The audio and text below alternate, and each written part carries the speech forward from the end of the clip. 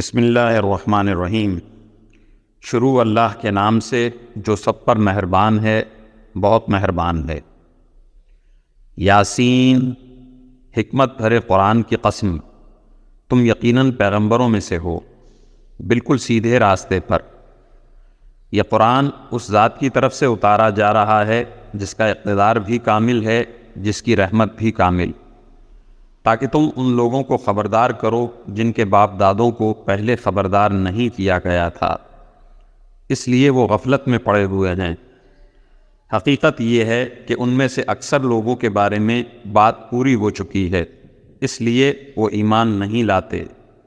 ہم نے ان کے گلوں میں توق ڈال رکھی ہیں جو ٹھوڑیوں تک پہنچے ہوئے ہیں، اور اس وجہ سے ان کے سر اوپر کو اٹھے رہ گئے ہیں، اور ہم نے ایک آڑ ان کے آگے کھڑی کر دی ہے اور ایک آڑ ان کے پیچھے کھڑی کر دی ہے، اور اس طرح انہیں ہر طرف سے ڈھانپ لیا ہے، جس کے نتیجے میں انہیں کچھ سجھائی نہیں دیتا۔ اور ان کے لیے دونوں باتیں برابر ہیں، چاہے تم انہیں خبردار کرو یا خبردار نہ کرو، وہ ایمان نہیں لائیں گے۔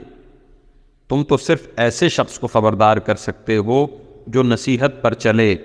اور خدائے رحمان کو دیکھے بغیر اس سے ڈرے۔ چنانچہ اس شخص کو تم مغفرت اور باعزت اجر کی خوشخبری سنا دو۔ یقیناً ہم ہی مردوں کو زندہ کریں گے، اور جو کچھ عمل انہوں نے آگے بھیجے ہیں ہم ان کو بھی لکھتے جاتے ہیں، اور ان کے کاموں پہ جو اثرات ہیں ان کو بھی۔ اور ہم نے ایک واضح کتاب میں ہر چیز کا پورا احاطہ کر رکھا ہے۔ اور اے پیغمبر صلی اللہ علیہ وسلم، تم ان کے سامنے ایک بستی والوں کی مثال پیش کرو جب ان کے پاس رسول آئے تھے۔ جب ہم نے ان کے پاس شروع میں 2 رسول بھیجے تو انہوں نے دونوں کو جھٹلا دیا، پھر ہم نے ایک تیسرے کے ذریعے ان کی تائید کی، اور ان سب نے کہا کہ یقین جانو ہمیں تمہارے پاس رسول بنا کر بھیجا گیا ہے۔ انہوں نے کہا تمہاری حقیقت اس کے سوا کچھ بھی نہیں کہ تم ہم جیسے ہی آدمی ہو، اور خدائے رحمان نے کوئی چیز نازل نہیں کی ہے اور تم سراسر جھوٹ بول رہے ہو۔ ان رسولوں نے کہا ہمارا پروردگار خوب جانتا ہے کہ ہمیں واقعی تمہارے پاس رسول بنا کر بھیجا گیا ہے، اور ہماری ذمہ داری اس سے زیادہ نہیں ہے کہ صاف صاف پیغام پہنچا دیں۔ بستی والوں نے کہا ہم نے تو تمہارے اندر نحوست محسوس کی ہے، یقین جانو اگر تم باز نہ آئے تو ہم تم پر پتھر برسائیں گے، اور ہمارے ہاتھوں تمہیں بڑی دردناک سزا ملے گی۔ رسولوں نے کہا تمہاری نحوست خود تمہارے ساتھ لگی ہوئی ہے، کیا یہ باتیں اس لیے کر رہے ہو کہ تمہیں نصیحت کی بات پہنچائی گئی ہے؟ اصل بات یہ ہے کہ تم خود حد سے گزرے ہوئے لوگ ہو۔ اور شہر کے پرلے علاقے سے ایک شخص دوڑتا ہوا آیا، اس نے کہا اے میری قوم کے لوگوں، ان رسولوں کا کہنا مان لو، ان لوگوں کا کہنا مان لو جو تم سے کوئی اجرت نہیں مانگ رہے اور وہ صحیح راستے پر ہیں، اور بھلا میں اس ذات کی عبادت کیوں نہ کروں جس نے مجھے پیدا کیا ہے، اور اسی کی طرف تم سب کو واپس بھیجا جائے گا۔ بھلا کیا اسے چھوڑ کر میں ایسوں کو معبود مانوں کہ خدائے رحمان مجھے کوئی نقصان پہنچانے کا ارادہ کر لے تو ان کی سفارش میرے کسی کام نہ آئے اور نہ وہ مجھے چھڑا سکیں؟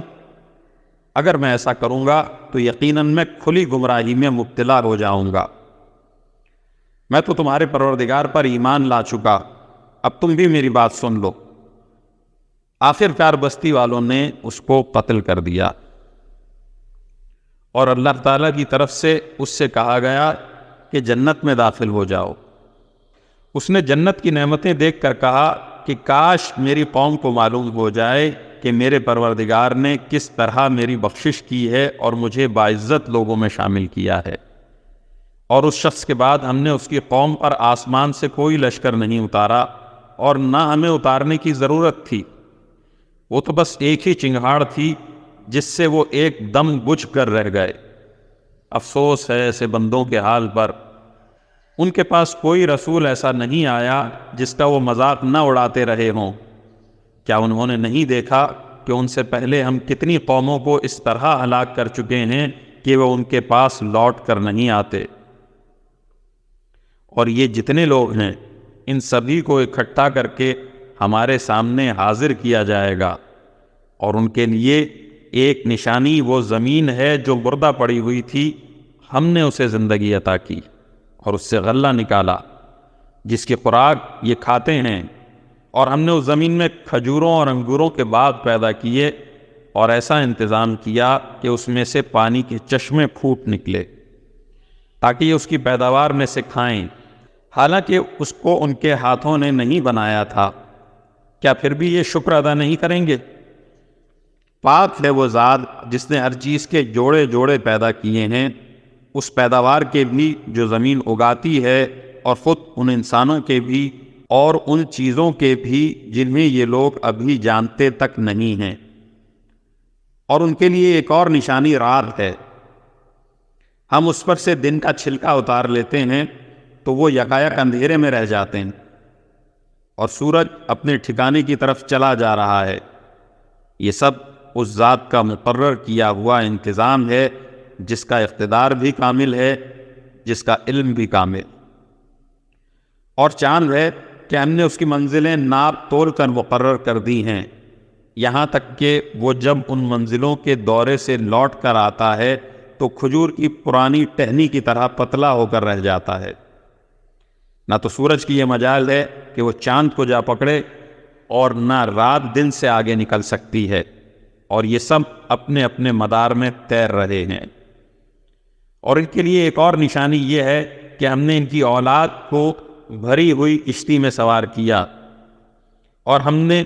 ان کے لیے اسی جیسی اور چیزیں بھی پیدا کی جن پر یہ سواری کرتے ہیں، اور اگر ہم چاہیں تو انہیں غرق کر ڈالیں، جس کے بعد نہ تو کوئی ان کی فریاد کو پہنچے اور نہ ان کی جان بچائی جا سکے۔ لیکن یہ سب ہماری طرف سے ایک رحمت ہے اور ایک معین وقت تک زندگی کا مزہ اٹھانے کا موقع ہے جو انہیں دیا جا رہا ہے۔ اور جب ان سے کہا جاتا ہے کہ بچو اس عذاب سے جو تمہارے سامنے ہے اور جو تمہارے مرنے کے بعد آئے گا تاکہ تم پر رحم کیا جائے، تو وہ ذرا کان نہیں دھرتے، اور ان کے پروردگار کی نشانیوں میں سے کوئی نشانی ایسی نہیں آتی جس سے وہ منہ نہ موڑ لیتے ہوں۔ اور جب ان سے کہا جاتا ہے کہ اللہ نے تمہیں جو رزق دیا ہے اس میں سے غریبوں پر بھی خرچ کرو، تو یہ کافر لوگ مسلمانوں سے کہتے ہیں کیا ہم ان لوگوں کو کھانا کھلائیں جنہیں اگر اللہ چاہتا تو خود کھلا دیتا؟ مسلمانوں، تمہاری حقیقت اس کے سوا کچھ بھی نہیں کہ تم کھلی گمراہی میں پڑے ہوئے ہو۔ اور کہتے ہیں کہ یہ قیامت کا وعدہ کب پورا ہوگا؟ مسلمانوں بتاؤ اگر تم سچے ہو، دراصل یہ لوگ بس ایک چنگھاڑ کا انتظار کر رہے ہیں جو ان کی حجت بازی کے عین درمیان انہیں آ پکڑے گی، پھر نہ یہ کوئی وصیت کر سکیں گے اور نہ اپنے گھر والوں کے پاس لوٹ کر جا سکیں گے۔ اور سور پھونکا جائے گا تو یکایک یہ اپنی قبروں سے نکل کر اپنے پروردگار کی طرف تیزی سے روانہ ہو جائیں گے۔ ہائے ہماری کمبختی، ہمیں کس نے ہمارے مرقد سے اٹھا کھڑا کیا ہے؟ جواب ملے گا یہ وہی چیز ہے جس کا خدائے رحمان نے وعدہ کیا تھا اور پیغمبروں نے سچی بات کہی تھی، اور کچھ نہیں بس ایک زور کی آواز ہوگی، جس کے بعد یہ سب کے سب ہمارے سامنے حاضر کر دیے جائیں گے۔ چنانچہ اس دن کسی شخص پر کوئی ظلم نہیں ہوگا اور تمہیں کسی اور چیز کا نہیں بلکہ انہی کاموں کا بدلہ ملے گا جو تم کیا کرتے تھے۔ جنت والے لوگ اس دن یقیناً اپنے مشغلے میں مگن ہوں گے، وہ اور ان کی بیویاں گھنے سایوں میں آرام دہ نشستوں پر ٹیک لگائے ہوئے ہوں گے، وہاں ان کے لیے میوے ہوں گے اور انہیں ہر وہ چیز ملے گی جو وہ منگوائیں گے۔ رحمت والے پروردگار کی طرف سے انہیں سلام کہا جائے گا،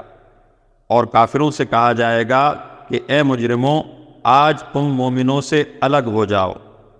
اے آدم کے بیٹو، کیا میں نے تمہیں یہ تاکید نہیں کر دی تھی کہ تم شیطان کی عبادت نہ کرنا، وہ تمہارا کھلا دشمن ہے، اور یہ کہ تم میری عبادت کرنا، یہی سیدھا راستہ ہے۔ اور حقیقت یہ ہے کہ شیطان نے تم میں سے ایک بڑی خلقت کو گمراہ کر ڈالا، تو کیا تم سمجھتے نہیں تھے؟